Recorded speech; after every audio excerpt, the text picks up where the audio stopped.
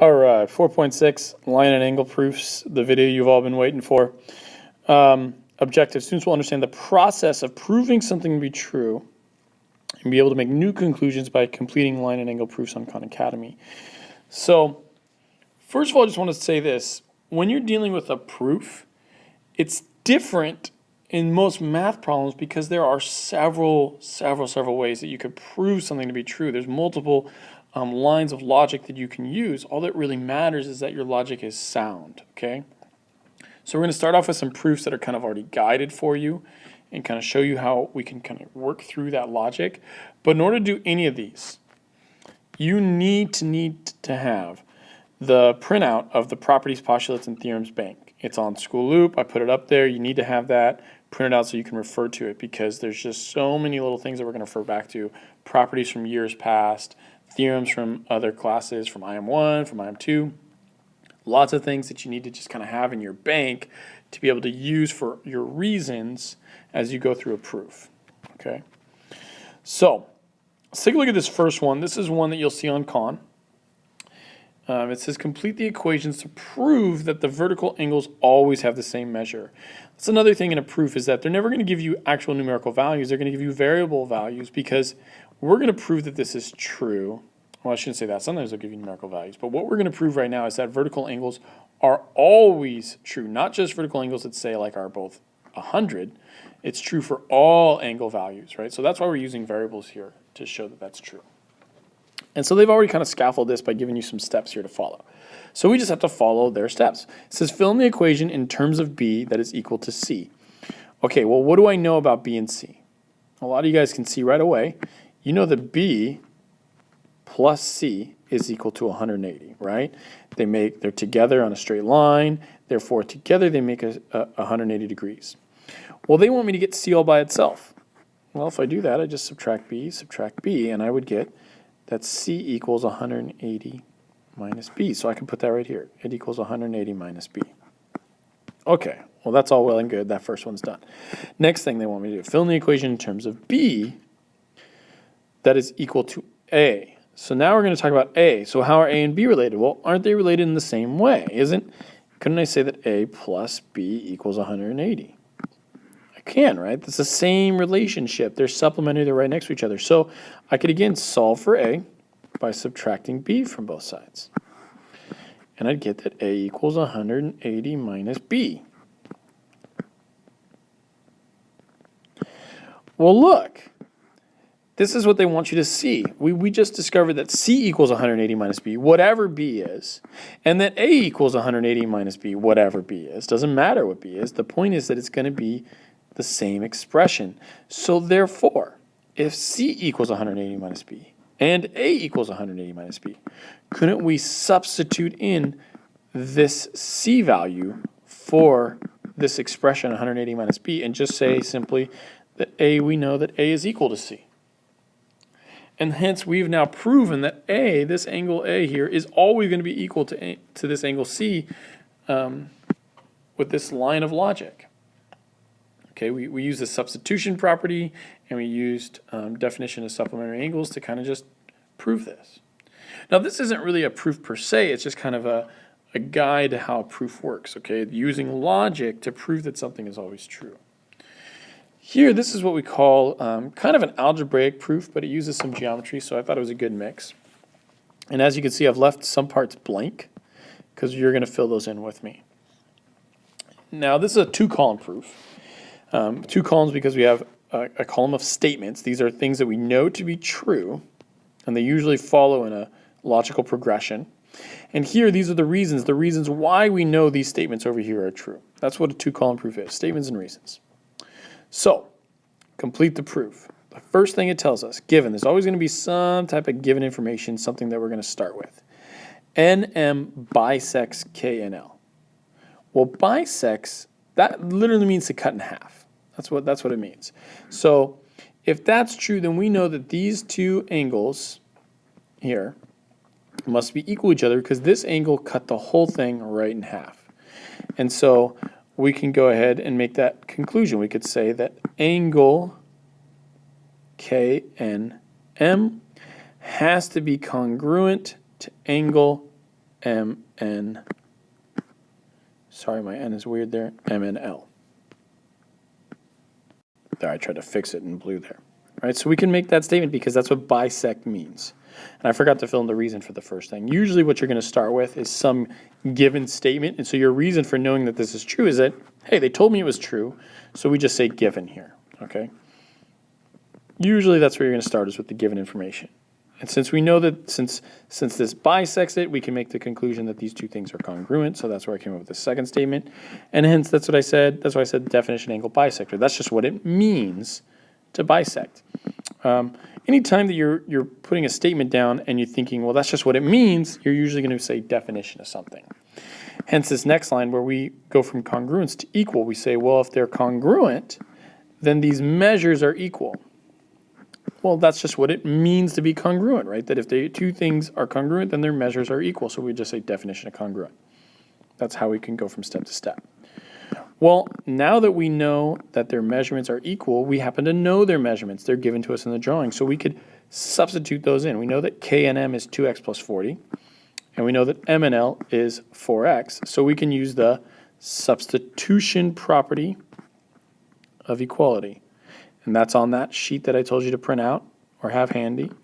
It's the substitution property of equality, meaning if two things are equal, you can substitute in the equivalent value for that thing. So here we said the measure of K and M is equal to 2x plus 40, and the measure of M and L is equal to 4x. Okay, from here now, I'm just using algebra to solve this, and the first thing that I would do, algebra-wise, is I would subtract 2x from both of these.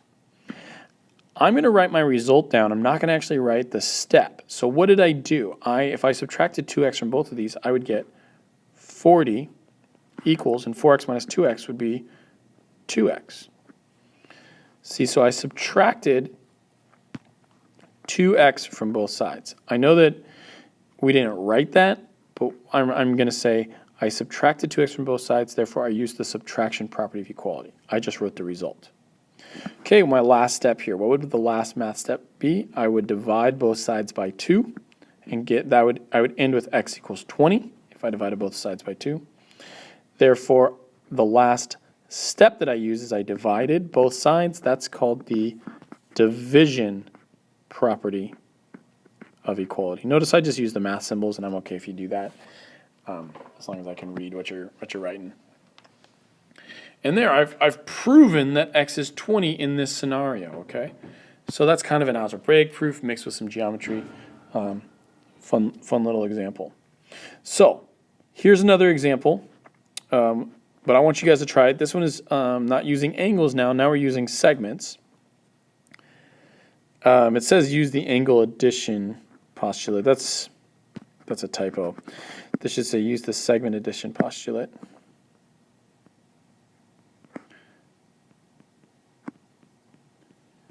To prove what y equals, okay? So I want you to prove what y equals.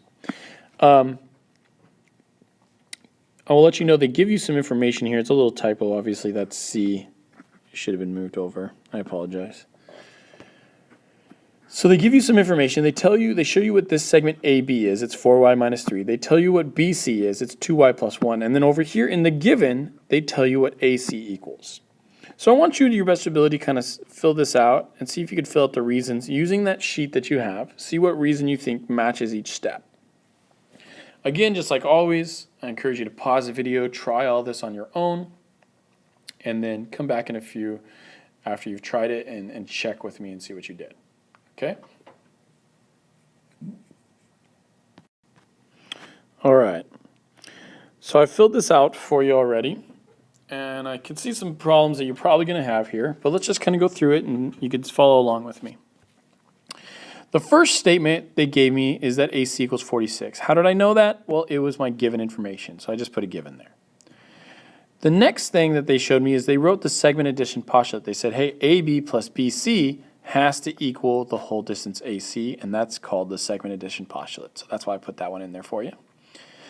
The next step from here is to go ahead and substitute in the values that we know. We know 4y minus 3 plus 2y plus 1 has to equal 46 because 4y minus 3 is AB, 2y plus 1 is BC, and 46 is AC. And so all I did is substitute in, so I'm going to use the substitution property of equality.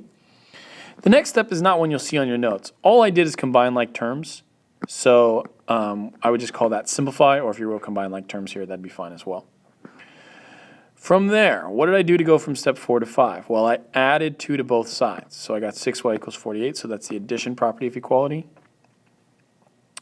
And lastly, I divided both sides by 6, and I got y equals 8, and I used the division property of equality. All right? I know this is a little bit overwhelming, a little confusing at first, but trust me, the more you do these, the easier it gets. Let's go on to the next page. Okay. This says write a paragraph proof for the alternate interior angles theorem.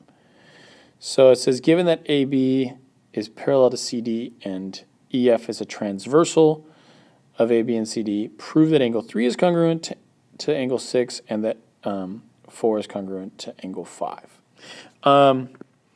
For the sake of making this video a little bit shorter, I am not going to prove that 4 is congruent to 5. I'm only going to prove that 3 is congruent to 6. You could try and use the same logic to come back and see if you could prove that 4 is to 5 later. In fact, if you want to do that in place of the summary, that's fine with me. So let's talk about how we could prove 3 is congruent to 6. So what I'm going to do is in a paragraph, I'm going to describe what I know and how I know it. So before I do that, though, I'm going to kind of plan out an attack here. Remember, I want 3 to be congruent to 6, and so I want to figure out how I can know that. So I'm going to start with things that I do know. Well, one of the things that I do know is that angle 2 is congruent to angle 6. And how do I know that? I know that because these are corresponding. I'm just going to write CORR. Right? Because corresponding angles of parallel lines are congruent, therefore 2 and 6 are congruent. So I'm going to say, I'm going to start with my given information, given that AB is parallel to CD, that symbol just means is parallel, and EF is a transversal of AB and CD, angle 2 must be congruent to angle 6 because of, well, that was a little weird, because of the, what was the property or postular theorem that said these are congruent? Well, that was the, I'll do that in red, the corresponding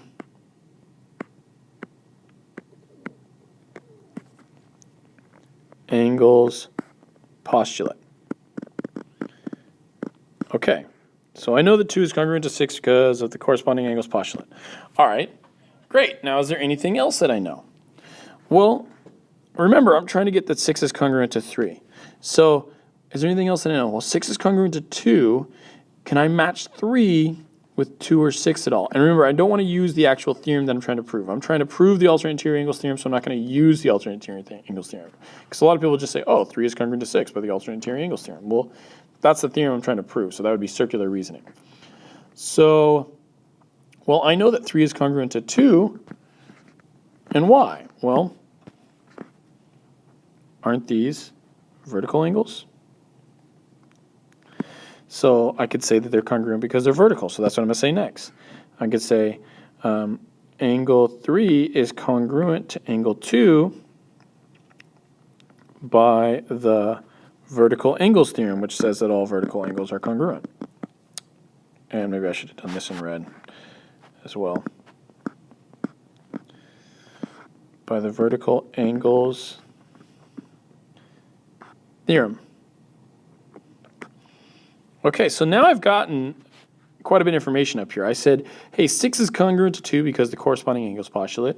2 is congruent to 3 because of the vertical angles. Well, if these are all congruent to each other, can't I just go ahead and say that 3 is congruent to 6? And I can, and that's what we call the transitive property of congruence. It's basically saying, you know, hey, if these two things are equal and these two things are equal, then these two things are equal. And that's the transitive property of congruence, and that's in your little bank that I had you guys print out. So we could say, therefore, angle 3, and let's put the little therefore. This little 3 dots means therefore. Therefore, angle 3 is congruent to angle 6 by the, I'll leave this one in blue, the transitive property of congruence.